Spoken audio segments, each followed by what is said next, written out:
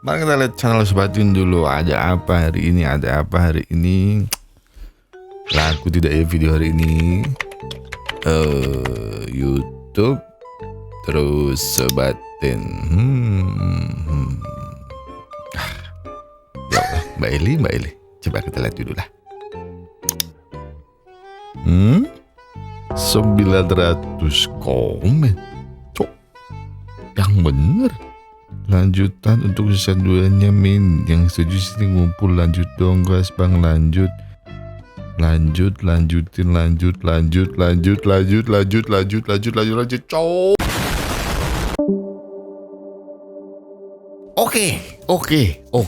Oke. Dengan ini saya akan bilang Big Red Envelope 2 resmi saya lanjutkan. Jadi buat kalian, duduk yang manis, siapin layar belakang kalian, dan siapin apapun untuk film mencengangkan kita kali ini. Dan begini ceritanya.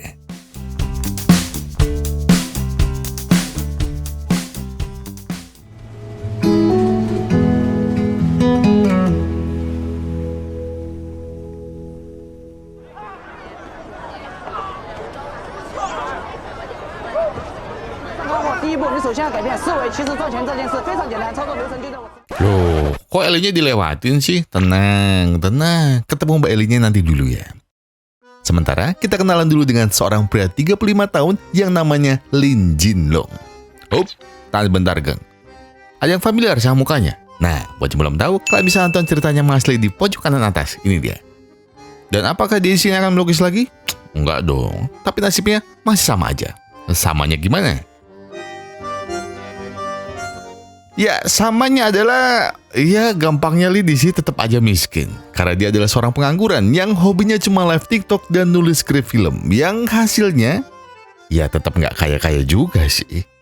Bersama sahabatnya, Lukman, mereka berdua harus mencari uang sebanyak mungkin untuk...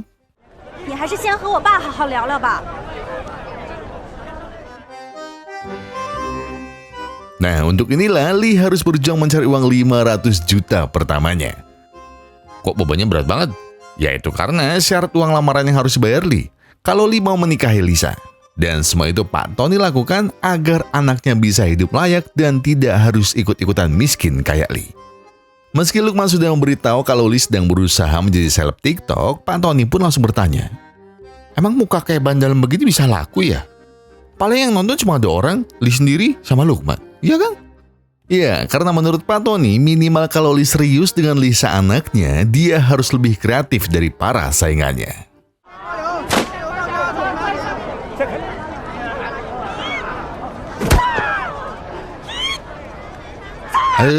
Kayak bakat yang terakhir saya juga nggak bisa. Aduh, ikutan ngilu lagi. Memangnya apa yang bisa kamu kerjakan kalau kamu aja cuma lulusan SMP? Tanya sinis Pak Tony. Tulis naskah, emang siapa yang mau baca sih? Paling Lukman lagi. Namun Lee tidak tinggal diam karena dia langsung berkata kalau kemampuan seseorang tidak ditentukan dari pendidikannya. Buktinya ada yang IPK-nya cuma 2,3 bisa jadi wakil. Maksudnya Lee meski dia cuma lulusan SMP tapi Lee punya kabar baik.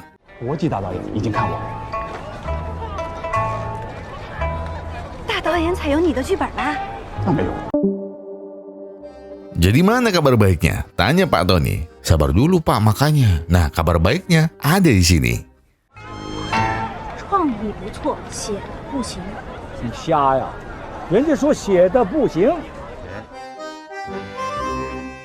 Sudahlah, Pak Tony sudah tidak mau tahu apapun omong kosong Lee.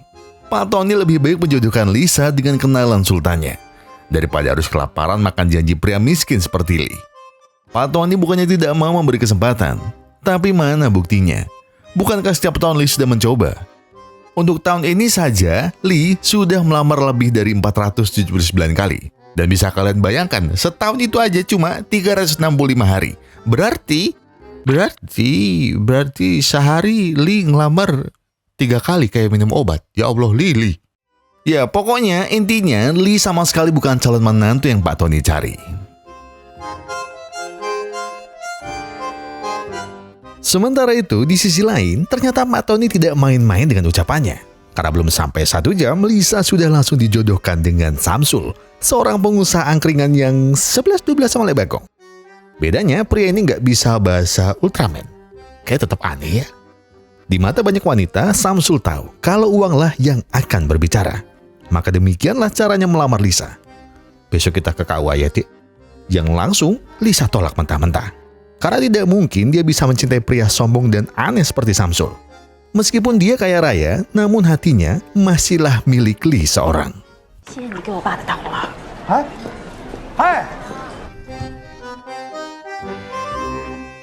Setelah Lisa pulang, Lee pun lega karena Lisa lebih memilih dirinya dibanding om-om seperti Samsul. Tapi Lee jangan senang dulu, karena tiba-tiba Lisa pun langsung menagih janji Lee. Jadi kapan Lee akan menikahinya? Tahun ini usia Lisa sudah 32 tahun, tapi kenapa Lee tidak kunjung serius? Tak mau harga dirinya diremehkan, Lee pun menenangkan Lisa dan bilang kalau ia sudah menabung dari gift yang diberikan followersnya di TikTok. Dan jika sudah terkumpul 500 juta, pasti Lee akan segera melamarnya. Lagi pula, di malam yang sejuk dan angin sepoi-sepoi ini, Lee sedang menulis naskah baru tentang seorang ayah yang tega menjual anaknya hanya demi uang lamaran yang tidak masuk akal.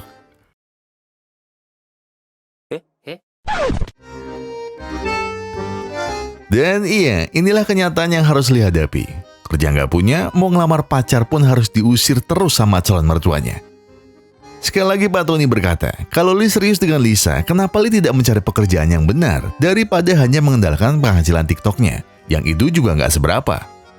Emangnya Lee ngerasa bisa mendapat 500 juta modal HP bututnya itu?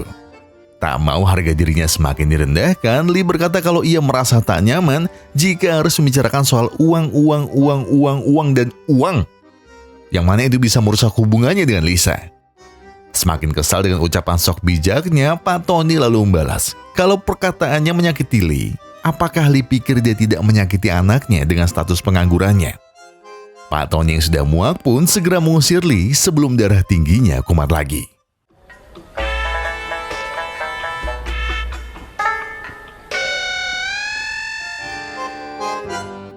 Keesokan paginya, Pak Tony pun berjualan ayam seperti biasanya.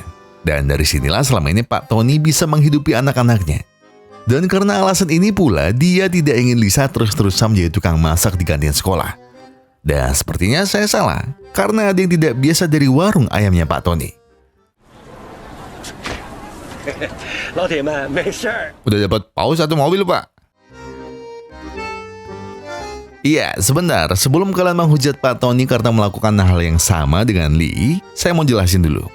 Izinkan saya membahas tentang penyebab kenapa tren TikTok ini benar-benar diminati semua orang di kotanya Lee. Semuanya berasal dari sebuah manajemen TikTok bernama Pinglize, yang saat ini telah menguasai semua konten yang ada di Cina, termasuk ladang pekerjaan yang kita lihat di awal tadi. Namun di tengah maraknya tren yang ada, ternyata grafik Pinglize perlahan mulai terjun bebas. Grafiknya tergantikan oleh kreator yang lebih memilih mencari keuntungan tanpa afiliasi mereka lagi. Oleh karena itulah, Rudy selaku manajer pemasaran dan wakilnya Budi mulai bingung dengan merosotnya pemasukan mereka. Sebagai atasan, Rudy pun segera menyuruh Budi memikirkan cara menaikkan pemasukan Pinglize bagaimanapun caranya.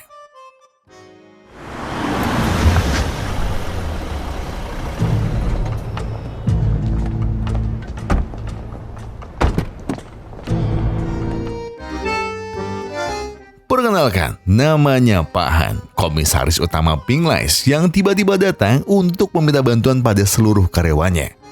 Pak Han ingin semua orang di sini membantunya mencari anak sahabatnya yang telah lama hilang. Sahabatnya adalah seorang sultan klaster terkaya di Amerika. Dia meminta tolong untuk mencarikan anaknya karena ia sedang sakit keras. Dengan harapan sang anak bisa menggantikannya kelak. Dengan aset kekayaan 100 miliar dolar, ia ingin mewariskan semuanya untuk sang anak yang telah lama hilang. Jadi dengan kekuatan platform sebesar Pinglize, Pak Han yakin mereka semua bisa menolong sahabatnya. Ciri-cirinya gampang, laki-laki lahir tahun 86, mulutnya gede, matanya sipit, dan yang utama kulitnya sawo matang.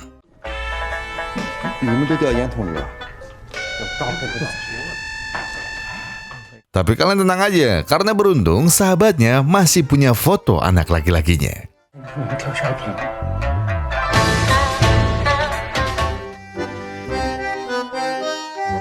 Sementara itu, Lee terlihat masih berusaha menulis naskah filmnya sendiri yang bisa membuat Pak Tony menerima lamarannya nanti. Di naskahnya, Lee menuliskan kisahnya sendiri yang selama 20 tahun lebih selalu ditolak dan diusir calon mertuanya yang mata duitan. Hingga suatu hari, Lee bermimpi mendapat harta warisan dari langit yang kira-kira sebanyak 100 miliar yuan. Sampai tiba-tiba Lukman menggedor masuk rumahnya dan berkata kalau ia punya kabar gembira dan mending Lee berhenti menulis naskahnya karena di luar sana ada seseorang yang sedang mencarinya. Tak mau diganggu, Lee berkata kalau ia sedang menyelesaikan masterpiece yang akan mengubah hidupnya. Dia akan keluar kalau naskahnya ini berubah menjadi kenyataan. Lukman pun mengiyakan sambil berkata kalau Lee akan mendapat harta warisan sebanyak 100 miliar. Yuan? Tanya Lee. Dolar. Lee, 100 miliar dolar, cowok. Maka untuk itu, Lukman pun segera menarik Lee sekarang juga. Namun baru sebentar Lee keluar, tiba-tiba...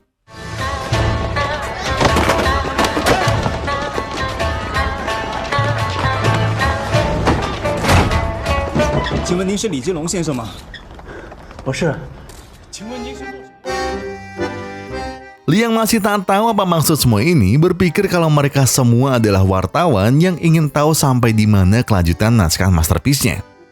Di sana Lee pun semakin bingung dengan ucapan mereka yang sama dengan omong kosong Lukman tentang harta warisan yang ada di naskahnya. Namun ketika Lee ingin mengusir mereka, tiba-tiba muncul seorang artis pinglais yang tidak lain dan tidak bukan adalah Budi. Meski sudah diyakinkan kalau Lee ada seorang miliarder, Lee masih mengira kalau ia sedang dipermainkan. Apakah mereka pikir Lee bisa dibohongi seperti bocil Bang Winda? Maka untuk menyadarkan Lee, mereka pun...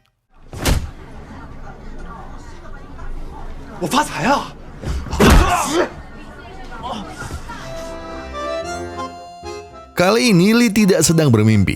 Karena saat ini dengan uang 100 miliar dolar, Lee bukan hanya bisa membeli seluruh Cina, namun Lee juga bisa mengubur calon mertuanya di lautan uang seperti maharnya. Bahkan kalau perlu, Lee akan membelikannya rumah di Mars untuk Pak Tony. Loh, bentar. Mas Lee, beritanya gak cuma itu, ucap Budi. Terus apa lagi? Nah, Pak Han pun menjelaskan kalau Lee belum bisa mendapat semua hartanya sebelum dia melakukan permintaan terakhir sang ayah.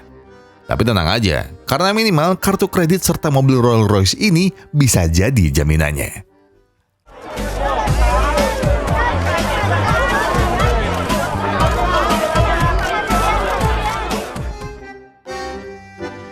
Berbeda dari Lee yang sedang berbahagia, hidup Lisa pun justru semakin tertekan dengan permintaan ayahnya yang semakin tidak masuk akal. Karena sampai sekarang, Lisa tak mengerti kenapa ayahnya begitu ambisius menjodohkannya dengan para sultan. Dan lagi-lagi alasannya masih sama. Dia tidak mau Lisa harus hidup menderita bersama pria miskin seperti Lee. Pria miskin? Tanya Lukman mengagetkannya. Siapa yang dimaksud Pak Tony? Apakah Pak Tony belum tahu kalau sekarang Lee adalah seorang miliarder? Mendengar omong kosong Lukman, jelas emosi Pak Tony langsung mendidih saat itu juga. Tolong ngomong sama temenmu itu, sama temenmu yang suka mimpi itu kalau Pak Tony itu nggak goblok ya. Miliarder, mukamu lo miskin, kok ngayal jadi miliarder.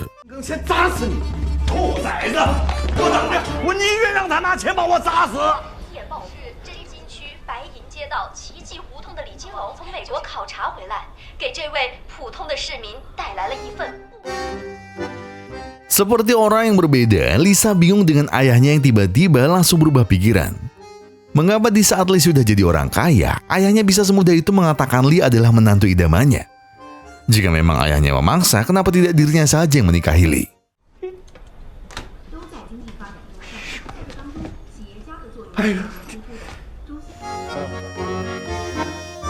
Meskipun harus menjilat ludahnya sendiri, Pak Tony sudah tidak peduli. Karena sebentar lagi anaknya akan menjadi istri sultan paling kaya di Cina. Dan sebagai permintaan maafnya, Pak Tony bilang kalau Lee tak perlu membayar 500 juta yang kemarin. Tapi ya, 1 miliar dulu kan ada ya Lee ya? Ulah, tapuano lambene lili. Dan saat inilah yang Lee tunggu-tunggu. Saat dimana tak ada yang bisa memisahkannya dari Lisa. Walau begitu, Lisa tiba-tiba khawatir dengan Lee. Ia khawatir kalau Lee akan berubah setelah memiliki segalanya. Namun Lisa tenang saja, karena Lee tak akan berubah sedikit pun. Ia masih sama seperti Lee 20 tahun yang lalu. yang akan selalu setia padanya. Karena meskipun banyak wanita lain di luar sana, hati Lee takkan berpaling dari Lisa. 请慢用。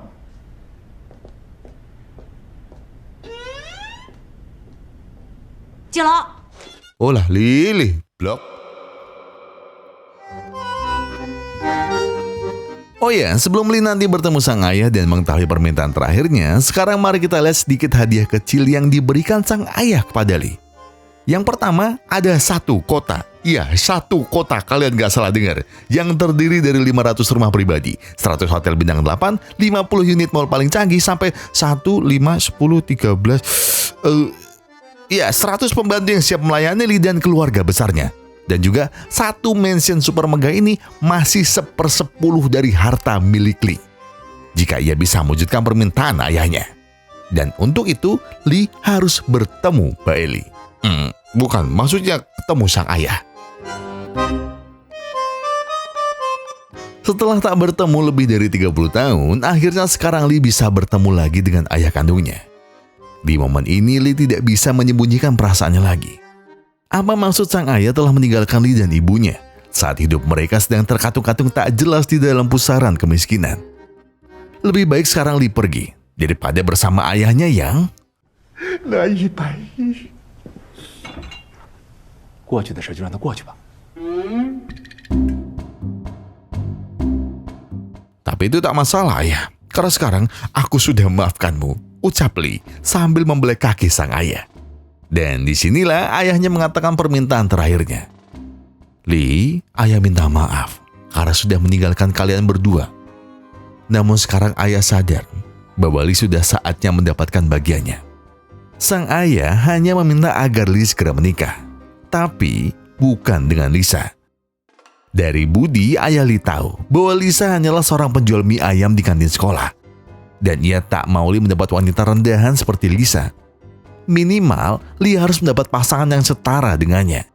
Ayahnya akan memberikan semua hartanya kalau Lee bisa menikah dengan wanita pintar, berbudaya, dan bisa mengatur keuangan keluarga. Untuk itulah, sebelum sang ayah kembali ke Amerika untuk operasi, dia sudah mengatur kerjasama dengan Pak Han, yang akan dijelaskan Budi setelah ini.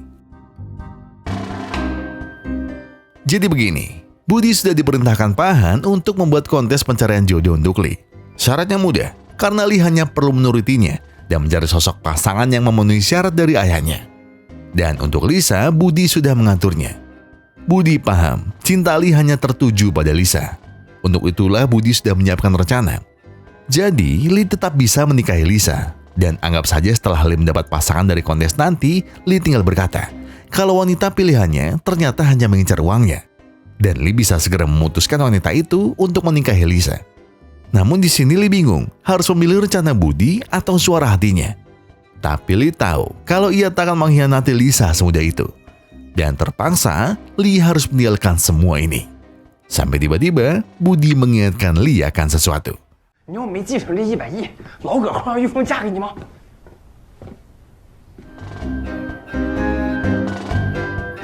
Nah, ini kan yang kalian tunggu. Nah, sabar dulu, tenang. Tapi saya harus ngasih tahu sesuatu. Karena di sini, Eli sudah punya pacar. Bukannya kemarin, bukan. Tapi Budi, iya.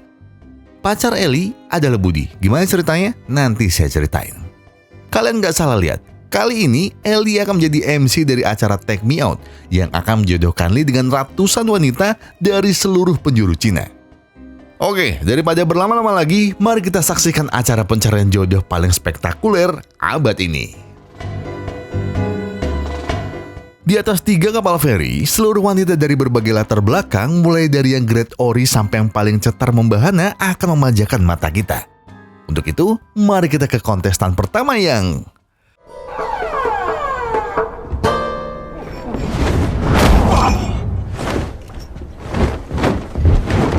做饭，我们行走江湖的人。 Mas Lee kayaknya ini di skip aja Mas Lee. Masa mau nyari pendekar Gunung Lawu ya tidak mungkin toh. Iya, oke lanjut. Nah, kalau ini kan mending. Dengan daya tarik 1000 wajah alias jago dandan, Lee dijamin tidak akan bosan dengan wajah istrinya setiap hari. Tapi kayaknya bocah ini gak cocok buat calon istri karena 谢谢亲爱的。 Karena lanang, cocok. Masak malam pertama ngasah keris masing-masing. Oke, kontestan selanjutnya adalah seorang 请大家拿起手机，对准，打开俏皮。现在还是阿姨吗？山鸡都能变凤凰啊！你看，哇塞！ Lee jelas langsung kabur dari suaka marga satwa tadi. Karena bukannya dapat istri, Lee malah jadi pawang kalau isinya mereka semua. Paling nggak kan?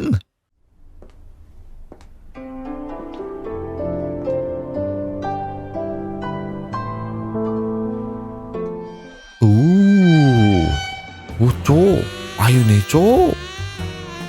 Iya, sorry. Iya, Lee sebenarnya masih berharap ada satu wanita seperti Mbak tadi. Tapi sayangnya sampai peserta terakhir tidak ada satupun yang menarik perhatian Lee. Yang ada malah menarik emosi saya. Woi. Pulang, lungo. Jadi sepertinya acara ini akan dilanjutkan besok pagi. Hingga tiba-tiba... 我报名。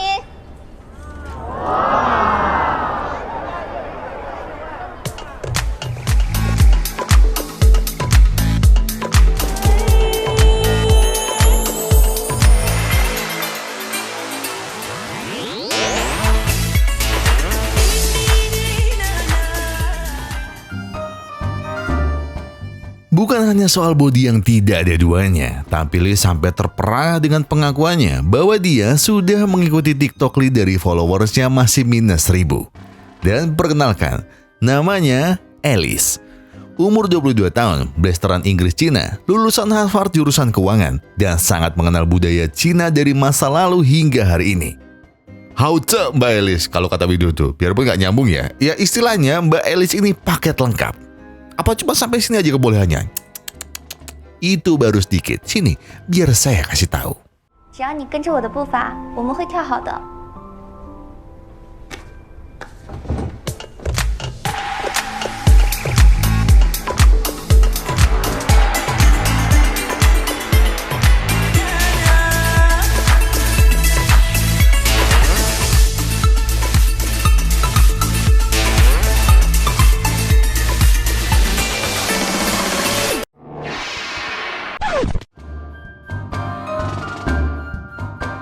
Sementara itu, ada keluarga yang tidak tahu apa-apa soal rencana Lee. Iya, pikiran Pak Tony masih berhayal di angkasa saat sedang menutup warungnya untuk diberikan pada sang tetangga. Namun tetangganya justru tertawa saat mendengar hayalan Pak Tony. Karena coba lihat, calon menantumu sangat beruntung karena bisa mendapat wanita yang lebih sempurna dari Lisa. Seakan tak percaya, Pak Tony justru semakin kaget saat Sheila, anak bungsunya, memberitahu kalau Lee sebentar lagi akan menikah dengan wanita lain.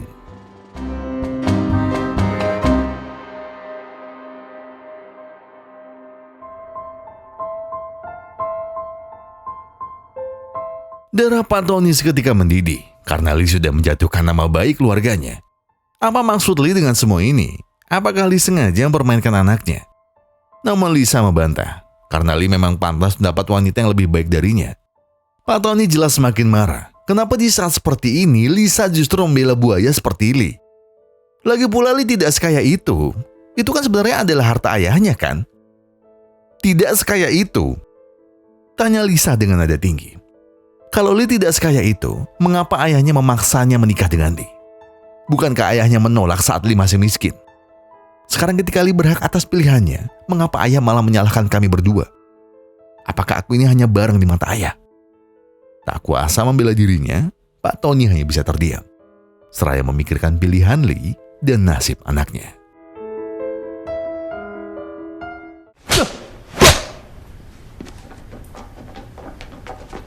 Lee mengerti dengan kemarahan calon adik iparnya. Tapi yang mereka lihat hanyalah sandiwara. Karena yang sebenarnya terjadi adalah drama untuk Lee bisa mendapatkan warisan ayahnya. Sheila tenang saja, karena Lee hanya mencintai Lisa. Titik. Kalau Sheila tak percaya, Lee masih menyimpan sebuah penghapus pemberian Lisa saat mereka pertama kali pacaran di SMP.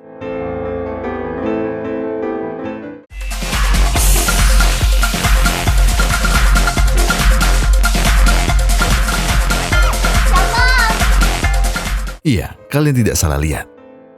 Alice dan Sila ternyata adalah sahabat. Dan kedatangan Sila kemari adalah untuk berterima kasih karena Alice sudah mau membantunya. Dan tepat. Tebakan kalian benar. Dari awal, Sila sebenarnya sudah tahu dengan rencana Lee. Maka dari itu, di saat kontes Take Me Out sebenarnya sudah berakhir, Sila sengaja mendatangkan Alice untuk mengamankan posisi kakaknya, Lisa. Namun, Alice tiba-tiba tertawa. Sebuah tawa licik yang menjadi sebuah pertanda masalah mereka yang sebenarnya. Apakah Sila pikir Alice bodoh itu? Apakah Sila yakin Alice akan melepaskan harta sebanyak itu hanya demi persahabatan? Sila salah besar. Karena dari awal, Alice hanya ingin memperdaya mereka semua. Alias, berkat bantuan Sila, Alice kini telah berhasil menguasai Lee sepenuhnya. 对不起啊，小凤。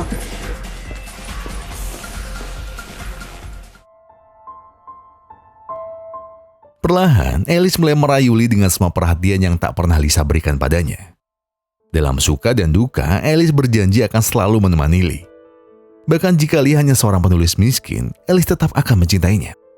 Karena bagi orang tuanya, Lee tak perlu membayar mahar apapun. Cukup dengan cinta yang tulus, orang tua Alice akan merestui hubungan mereka. Hingga pernikahan mereka berdua pun tak terasa tinggal menghitung hari. Dan tepat di momen itu, tiba-tiba ada wartawan yang bertanya, bagaimana kabar hubungan Lee dan Lisa? Atau siapakah yang Lee pilih, Lisa atau Alice? Seraya Lee berpikir keras, Alice pun kembali berkata, kalau Lee berhak memilih siapapun.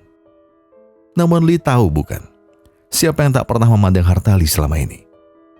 Dan setelah mendengar itu, Lee akhirnya berkata, 其实人都是会变的，就像你小时候最想要的可能是铅笔和橡皮，可现在呢？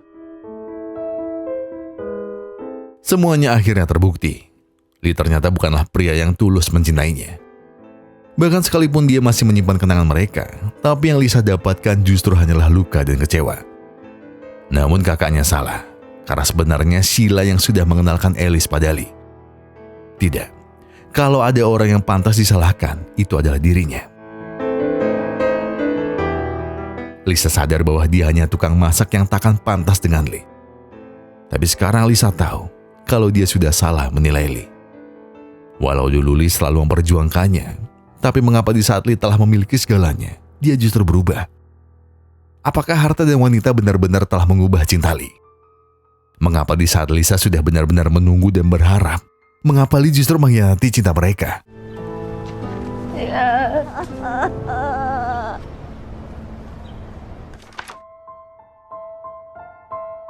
Lisa benar. Sosok pria yang dulu ia kenal sekarang sudah benar-benar berubah. Bahkan Lukman pun seperti tak mengenal sahabatnya lagi. Karena di saat Lukman ingin menyadarkan Lee bahwa dirinya telah salah memilih, Lee justru bertanya, apa ia salah jika ia memilih Alice yang tak pernah menuntutnya macam-macam? Oh, Lee tahu. Apakah jangan-jangan Lukman telah bekerja sama dengan Pak Tony untuk menjegal jalannya? Katakan saja berapa yang ia butuhkan. Saat ini juga Lee akan membayarnya. Mendengar itu semua, Lukman berkata, baiklah. Mungkin aku juga salah menilaimu. Aku salah karena sempat percaya dengan seseorang yang pernah aku anggap sahabat baik. Di saat bersamaan, Lisa akhirnya harus memilih seorang pria yang tak pernah ia cintai. Namun Lisa tak punya pilihan. Lisa tak punya pilihan selain memohon pada Samsul agar ia mau menikahinya. Hingga singkat cerita, tibalah hari pernikahan yang tak pernah Lisa bayangkan. Mungkin jika boleh meminta, Lisa hanya ingin Lee segera sadar dan bertukar tempat dengan Samsul. Tapi bayangannya langsung hancur saat sang ayah justru menyalahkannya. Jika saja dari awal Lisa mendengarnya, mungkin Lisa takkan sesakit ini. Namun Sila justru menyalahkan sang ayah. Karena jika dulu ia merestui Lee dengan kakaknya, mungkin ini semua juga tidak akan terjadi. Ini semua gara-gara ayah yang hanya memikirkan uang, dan uang. Semua yang ada di otak ayah adalah uang. Itu yang kalian pikirkan tentang aku. Tanya Pak Tony pada mereka. Mungkin iya, mungkin tidak. Tapi yang pasti, sang ayah hanya tak mau nasib Lisa sama seperti mendiang ibu mereka dulu. Ayah harus melakukan semua ini agar Lisa tak perlu menderita. Seperti saat sang ayah tak bisa berbuat apa-apa ketika ibu mereka tiada. Dan itu tepat dikala ia tidak punya uang sama sekali untuk menyelamatkan istrinya. Dan sebelum ibu mereka pergi, dia sempat meminta sebuah apel untuk terakhir kali. Namun jangankan untuk membeli apel, untuk membayar uang operasinya saja, ayah tidak sanggup. Oleh karena itulah, sang ayah hanya ingin Lisa hidup berkecukupan. Dan jika itu bukan Lee, mungkin bersama Samsul, hidup Lisa takkan kekurangan.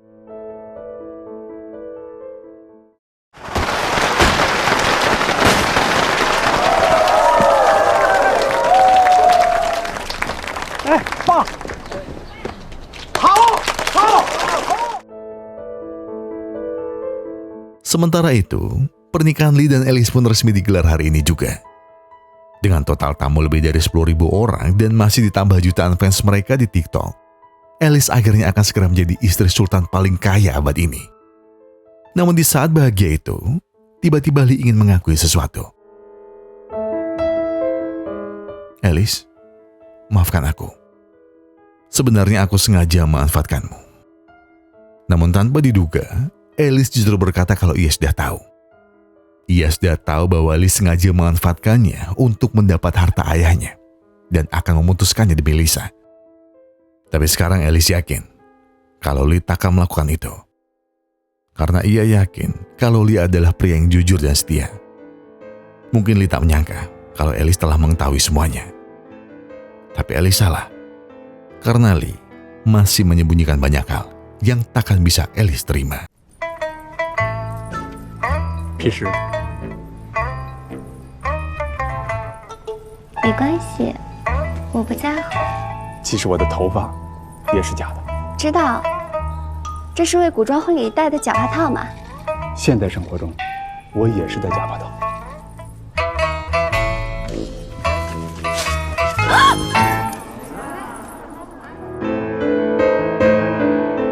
Namun ternyata, semuanya bukan masalah bagi Alice.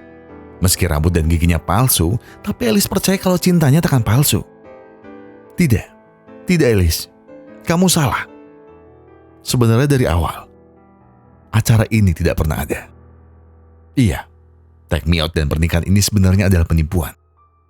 Lee tahu kalau niat Alice hanya tentang hartanya. Dan sebelum terlambat, Alice harus tahu. Sekalipun Alice adalah istrinya, tapi uang 100 miliar itu hanyalah bualan belaka. Kalau Alice tidak percaya, Budi akan menjelaskannya. 对不起啊，爱丽丝小姐，我龙哥说的是实话。这件事情从头到尾都是我们粉红谎言策划的一场网综节目，其实他一分钱都没有。 Saat ini pikiran Alice hanya satu. Pergi atau karirnya sebagai artis akan redup gara-gara acara penipuan ini. Tapi sebentar, apakah ini semua benar-benar penipuan? Tanya Mbak Eli dari luar. Dan lalu apakah film kita akan berakhir sampai sini? Enggak. Film ini gak semudah itu tertebak. Kalian bingung? Saya juga bingung. Tapi biar saya jelaskan. Sambil kita jemput seseorang dulu.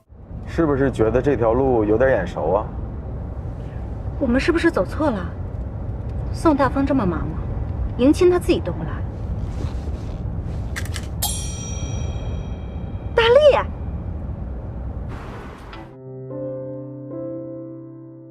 Oke, izinkan saya untuk menjelaskan semua kebingungan ini. Sebenarnya, adegan Samsul yang menjemput Lisa tadi hanyalah khayalan Lisa dan ayahnya. Terus, sebenarnya juga Samsul sengaja dijebak oleh Lukman dari tadi.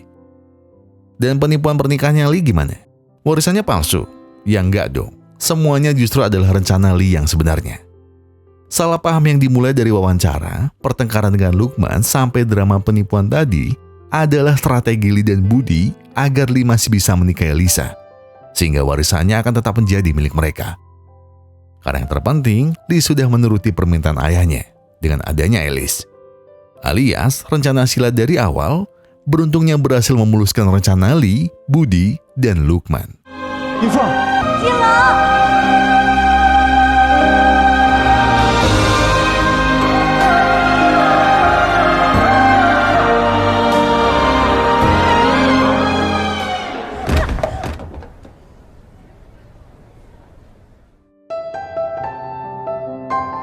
Dan akhirnya, perjuangan Lee selama 20 tahun lebih tidak sia-sia.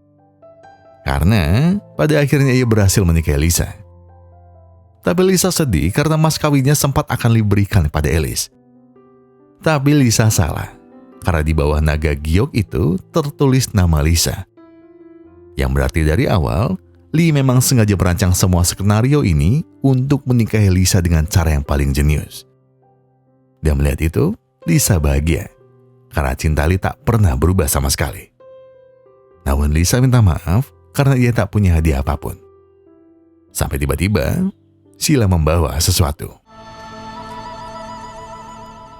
Iya, penghapus pertanda cinta mereka berdua bisa kembali utuh. Karena Sheila yakin kalau cinta Lee pada kakaknya adalah cinta sejati. Dan tidak hanya itu, berkat usaha Lee yang sungguh-sungguh, kini mertuanya tahu kalau Lee benar-benar mencintai anaknya apa adanya. Dan dengan pernikahan ini, mimpinya sebagai orang paling kaya di dunia akhirnya terwujud. Hingga bersamaan dengan itu, tiba-tiba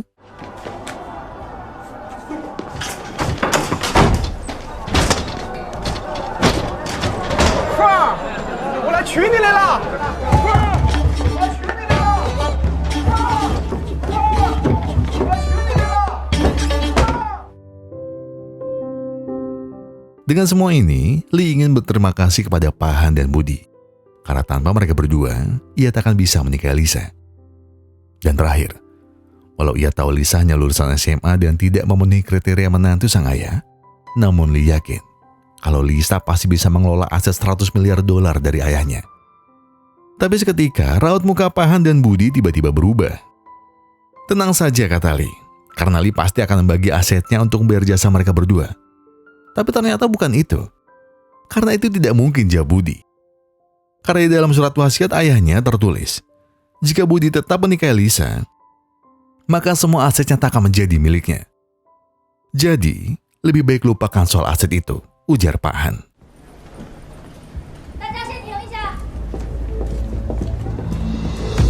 Akibat dari rekayasa penipuan Lee, Alice ternyata melaporkan mereka semua kepada polisi. Namun, itu sebenarnya bukan hanya rekayasa belaka. Karena Budi ingin mengatakan sesuatu. Di hadapan Rudy dan Lee, Budi berkata, kalau ini semua sedari awal memanglah penipuan. Karena sebenarnya Budi dan Pak Han sengaja mengarang semua kebohongan ini agar rating Pink Lines kembali seperti sedia kala. 你说这一切它都是假的？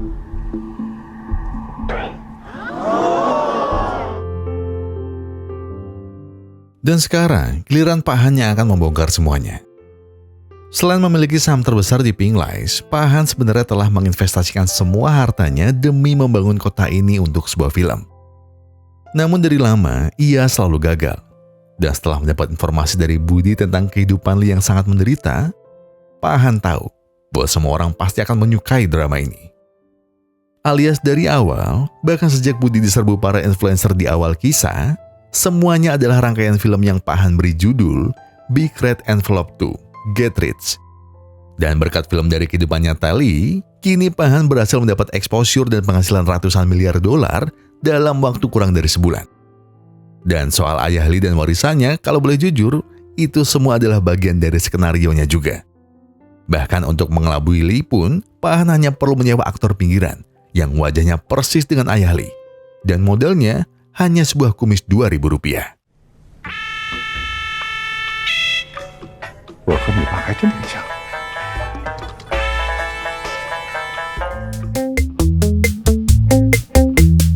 Meskipun Lee dan Lisa tidak jadi orang kaya, namun setidaknya mereka tidak ikut ditangkap seperti Pak Han dan Budi.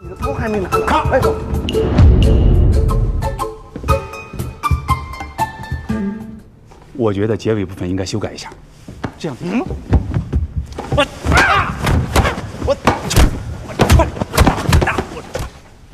为什么不当麦总？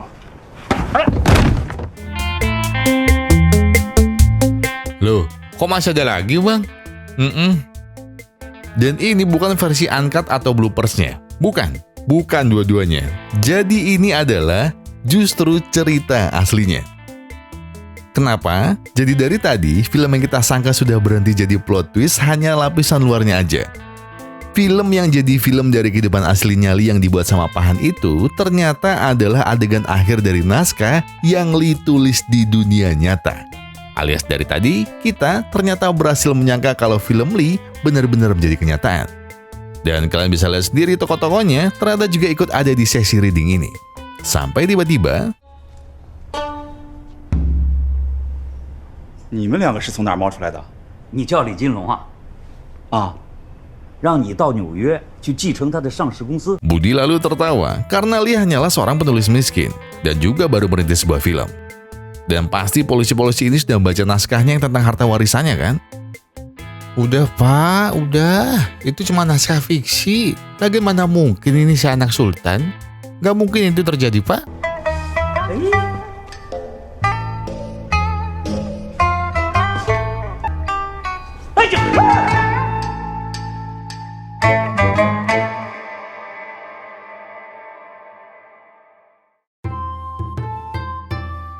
Ya, sebelumnya maaf buat kalian yang udah nunggu ini hampir 1 minggu. Yang saya bilang kalau ceritanya lanjutan dari film pertama yang ternyata setelah saya tonton justru kayak nyeritain awal-awal soal Ellie. Ya, jadi kalau kalian ingat di film pertama, Ellie itu aslinya kan aktris yang skill acting ini biasa-biasa aja. Dan udah coba banyak peran, tapi ya hasilnya gak ada. Dan di film ini ternyata ya dia jadi apa aja yang penting di depan kamera lah intinya. Sampai akhirnya dia ngambil job jadi istri pura-pura kayak di video kita sebelumnya. Jadi ya kayak di video pertama tuh kayak semua usaha Ellie udahlah coba deh yang ini terakhir di situ, casting yang terakhir sampai dia jadi istri pura-pura yang dia juga hampir menikah juga di situ. Mungkin bisa disebut prequel. Tapi kalau dari yang saya baca-baca di internet soal film ini yang pertama ataupun yang kedua, jadi Big Red Envelope itu sebenarnya memang film spesial Imlek kalau di Cina sana. Ibaratnya itu kayak film yang family friendly lah. Biarpun kita harus akui kalau bentuknya Mbak Ellie ini lebih ke mengajak berfamily ya. Tapi di luar dari itu, Big Red Envelope ini atau angpau merah besar itu punya makna yang cukup dalam. Kalau dari interview saya dengan Ahong, penulis magang saya yang kebetulan juga praktisi spiritual khusus budaya Cina. Hong, terserahlah. Jadi gini, kalau Ahong bilang kalau angpau itu ternyata itu punya banyak makna, mulai dari cara memberikan, terus diberikan kepada siapa, warna sampai jumlahnya itu punya arti sendiri-sendiri katanya ya, Ahong ya, kata Ahong ya. Jadi kayak warna deh, jadi warna angpau yang merah itu tuh artinya itu keberuntungan dan ngebungkus uang dengan kertas merah terus ngasih ke anak-anak itu jadinya kayak jimat buat ngejauhin roh jahat. Kalau ngasih ke orang dewasa yang belum menikah itu semoga jadi apa ya? Semoga jadi doa. Jadi untuk menangkal kemalangan dan juga memperlambat penuaan. Terus ada angka genap. Pokoknya angka genap kecuali angka 4 itu angka keberuntungan. Jadi kalau ngasih angpau ada baiknya emang ngasih angka itu depannya angka 8, terus nolnya ada 6. Nah, itu kombinasi kemakmuran dan kemajuan yang sangat lancar dari usaha Anda. Ya biarpun saya tahu Ahong bilang soal angka ini sambil ngelus-ngelus dengkul terus ngasih curious payment BCA. Olah Ahong, tanggal segini kok wis entek duitmu goblok.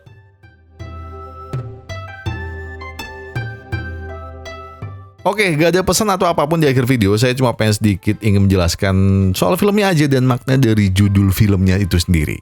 Jadi maaf kalau ada salah, maaf kalau ternyata mengecewakan. Atau ada yang saya salah jelasin, kalian bisa benerin di kolom komentar. Tapi, bentar. Sebelum saya tutup, semisal Sebatin bisa ngabulin request film kalian, apapun itu dalam waktu dekat. Jangan bilang dalam waktu dekat deh. Kita bilang awal bulan September, mungkin antara tanggal 1 sampai 7 mungkin. Iya, kalau Sebatin bisa buatin satu video dari film yang kalian request itu, kalian mau request film apa? Dan kenapa film itu? Dan kenapa kalian ngerasa Sebatin bisa bikin video dari film itu? Tertarik? Nah, boleh kalian tulis di kolom komentar. Iya, saya taruh di belakang biar kalian gak banyak yang dengar. Jadi sedikit yang request. Yes, yang penting sudah tersampaikan dengan baik. Jadi saya Gogo dan segenap tim Streaming Glory mengucapkan terima kasih buat kalian yang sudah menonton video sampai habis. Semoga sih. Pokoknya terima kasih buat kalian yang sudah memberikan like, memberikan komentar, subscribe dan juga mencet tombol teksnya. Karena apapun yang kalian lakukan untuk channel ini sudah sangat membantu channel ini berkembang sampai hari ini. Dan sebagai penutup saya pengen bilang ke kalian semua, kalau kalian lagi banyak masalah itu berat banget, yang tenang aja. Selesaikan semua masalah dengan kepala yang dingin. Oke, dia sekarang tarik nafas. Buang. Tangkap kopinya, ambil koreknya, dan sebatin aja dulu.